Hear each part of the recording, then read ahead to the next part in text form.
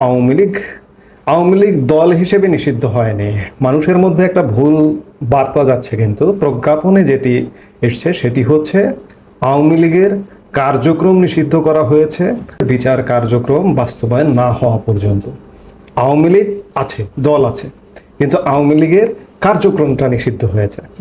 কিন্তু আর একটা কনফিউশনাল ব্যাপার ঘটিয়েছে গতকালকে নির্বাচন কমিশন, সেটি হচ্ছে আওয়ামী লীগের নিবন্ধন বাতিল করে দিয়েছে। কেন? যেহেতু দল হিসেবে আওয়ামী লীগ নিষিদ্ধ হয়নি, সেহেতু আওয়ামী লীগের নিবন্ধন বাতিল করলো কিসের ভিত্তিতে? এটি নির্বাচন কমিশনও আসলে সঠিক জবাব জানে কি না সেটি বড় প্রশ্ন। যেটি হোক, আওয়ামী লীগের কার্যক্রম এই মুহূর্তে নিষিদ্ধ। আমি বলবো যে এই যে সরকার গত 9 মাস ধরে নানা রকম পদক্ষেপের পর, কিংবা সরকারের যে দল এনসিপি কিংবা সমন্বয়করা সফল হলো, যেটি হোক, যে আওয়ামী লীগকে অফিসিয়ালি কার্যক্রম বন্ধ করতে এই মুহূর্তে সফলতার মুখ দেখেছে। এদের আবার অনেকগুলো দাবি ছিল, যেমন রাষ্ট্রপতিকে অপসারণ করতে হবে, সেনাপ্রধানকেও অপসারণ করতে হবে, এদের তেমনটাও কিন্তু দাবি ছিল। সংবিধান স্থগিত করতে হবে, সংবিধান নতুন করে লিখতে হবে, এবং প্রোক্লেমেশন অফ সেকেন্ড রিপাবলিক ঘোষণা করতে, এই দাবিগুলো কিন্তু ছিল।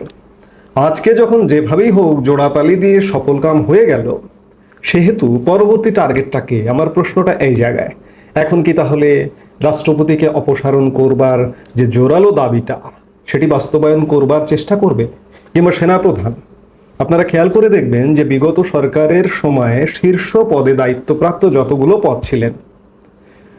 পদে ছিলেন যারা, তাদের সবাইকে কিন্তু অপসারণ করা হয়েছে। ধরুন বাহিনী প্রধান, বিশেষ করে র্যাব প্রধান, বিজিবি প্রধান, পুলিশ প্রধান, এমনকি মন্ত্রিপরিষদ সচিব, সব পদ কিন্তু চেঞ্জ হয়েছে, কিন্তু সেনা প্রধানকে এখনো পর্যন্ত চেঞ্জ করতে পারেনি। এখন এই জায়গাটাতেও কি তারা হাত দিতে চাইবে, কিংবা সেই হাতটা দিলে হাতটাকেই থাকবে, নাকি হাতটা পড়ে যাবে? কে কাকে সরাবে? ডক্টর ইউনূসকে সেনাবাহিনী সরিয়ে দেবে, নাকি সেনা প্রধানকে ডক্টর ইউনূস সরিয়ে দেবে, কিংবা মহামান্য রাষ্ট্রপতিকে সরিয়ে দেবে? দেশে কি ঘটতে যাচ্ছে, এমন প্রশ্ন কিন্তু ডালপালা মেলছে।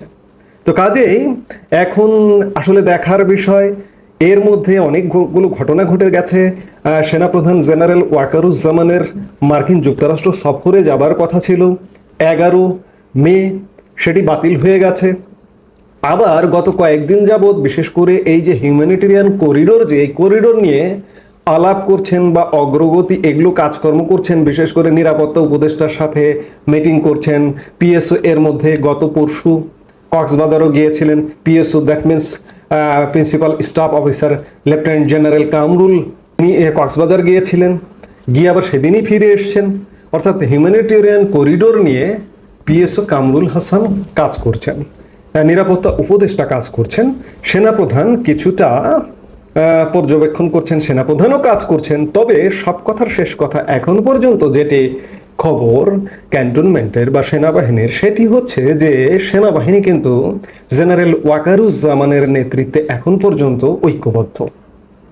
আজকে হঠাৎ করে জরুরি পরিস্থিতি ক্রিয়েট হলো, বিশেষ করে আওয়ামী লীগ নিষিদ্ধ করা হলো, এবং খবর আছে যে আওয়ামী লীগ নিষিদ্ধের বিরুদ্ধে অবস্থান নিয়েছিলেন সেনাপ্রধান জেনারেল ওয়াকারুজ্জামান। এমনকি উপদেষ্টা পরিষদের বৈঠকে, আমি গতকালকের ভিডিও বলেছি, উপদেষ্টা পরিষদের বৈঠকের আগে সেনাপ্রধান যমুনাতে গিয়েছিল, তারপরে আওয়ামী লীগকে নিষিদ্ধ করা হলো। এখানে নিষিদ্ধ করবার ফলে এই যে যারা নিষিদ্ধকারী, তাদের তো একটু সাহস বেড়ে গেল, আত্মবিশ্বাসটা স্বাভাবিকভাবেই বেড়ে গেল। তারা তো এখন ভেবে নিতে পারে যে মহামান্য রাষ্ট্রপতিকেও এখন অপসারণ করা যাবে, সংবিধানকে ছুঁড়ে ফেলানো যাবে, সেনাপ্রধান জেনারেল ওয়াকারুজ্জামানকে অপসারণ করা যাবে।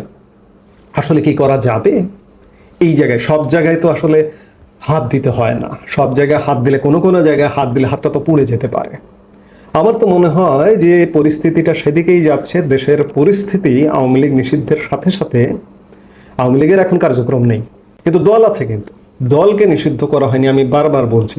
তো সেই জায়গায় এখন যদি বর্তমানে যারা সরকারের দল কিংবা যারা সরকারপন্থী দেশে বিদেশে সমর্থক আছেন, তারা ডক্টর ইউনূসকে দিয়ে সেনাপ্রধান জেনারেল ওয়াকারকে অপসারণ করতে চান বা অবসরে পাঠাতে চান, বা যে কোনো একটা ব্যবস্থা, অর্থাৎ তাকে পদ থেকে সরিয়ে দিতে চান।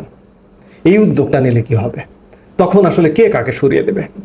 আমি বারবার একটু আগে যে কথাটা বললাম যে সেনাবাহিনী কিন্তু ঐক্যবদ্ধ জেনারেল ওয়াকারুজ্জামানের নেতৃত্বে এখন পর্যন্ত সেনাবাহিনীর মধ্যে অন্ততপক্ষে কমান্ড ব্রেক করেনি যে আমরা জেনারেল ওয়াকারুজ্জামানকে মানি না বা জেনারেল ওয়াকারুজ্জামানের বিরুদ্ধে অভ্যুত্থান করব, এমনটা কিন্তু এখন পর্যন্ত এই খবরটা নেই। তো সেই জায়গায় ডক্টর ইউনূস যদি এই ধরনের ঘটনা ঘটাতে যান, এমনকি মহামান্য রাষ্ট্রপতিকেও যদি অপসারণ করতে চান, তাহলেই কিন্তু আমি বারবারই বলছি যে দেশের পরিস্থিতি কিন্তু পাল্টে যাবে।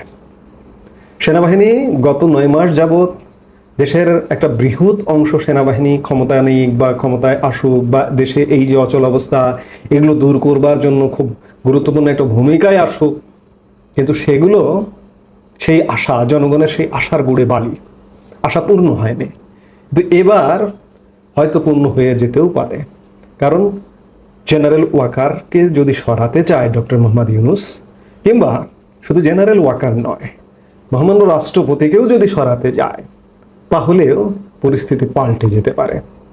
আমরা একটি রাজনৈতিক দলের বেশ প্রশংসা করেছিলাম যে বিএনপি রাষ্ট্রপতি অপসারণ চায় না, সংবিধান বাতিল চায় না, এমনকি আওয়ামী লীগ নিষিদ্ধ চায় না। কিন্তু এই যে আওয়ামী লীগ নিষিদ্ধর পরে বিএনপির সুরটা দেখলেন তো? বিএনপি কেমন সুরে কথা বলা শুরু করলো, যেন বিএনপি আওয়ামী লীগকে নিষিদ্ধ করলো। বিএনপি আসলে এতে করে নিজেরাই ক্ষতিগ্রস্ত হচ্ছে, আরও হবে সামনের দিকে। যেটি হোক, এখন প্রশ্ন হচ্ছে, দেখার বিষয় যে সামনের সময়গুলোতে কি হচ্ছে। আওয়ামী লীগের কার্যক্রম নিষিদ্ধ করে জেনারেল ওয়াকারকে অপসারণ করতে পারে কিনা, রাষ্ট্রপতিকে অপসারণ করতে পারে কিনা, এবং সেই কর্ম করতে গেলে দেশের এখন যে একটি শাসন কাঠামো দেখছি কি হয় বা কি পরিবর্তন আসে কিনা, সেটিও ঘটতে পারে, ঘটে যেতে পারে। জেনারেল ওয়াকারকে অন্ততপক্ষে অপসারণ করতে গেলে একটা কিছু ঘটে যেতে পারে।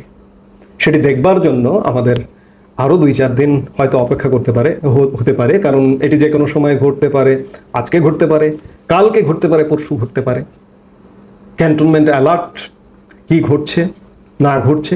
আসলে এই ধরনের ঘটনাগুলো ঘটবার পরে একের পর এক ঘটনা ঘটে।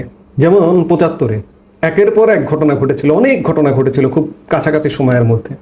কিন্তু আজকে 2024-এ আওয়ামী লীগ সরকারের পতনের পরে কন্টিনিউ 9 মাস হয়ে গেল এই সরকারের বয়স, দেখতে দেখতে 10ম মাসে চলছে। খুব বড় ধরনের ঘটনা বলতে কিছু দেশের স্বার্থবিরোধী ঘটনা ঘটছে, কিন্তু ক্ষমতার পালাবদল বা ক্ষমতার পরিবর্তন খুব দ্রুত হলো না। 10 মাস মানে প্রায় 1 বছর হতে চললো। তো আজকে যদি এই কাজগুলো করতে যায়, তাহলে একটা কিছু ঘটে যাবে বলে এটি মনে হচ্ছে। আমি খানিক আগে যেটি বললাম যে আমাদের দেখতে হবে, আমরা সে পর্যন্ত অপেক্ষা করব, দেখি কি হয়। এই মুহূর্তে এ পর্যন্তই। সবাই ভালো থাকুন, সুস্থ থাকুন।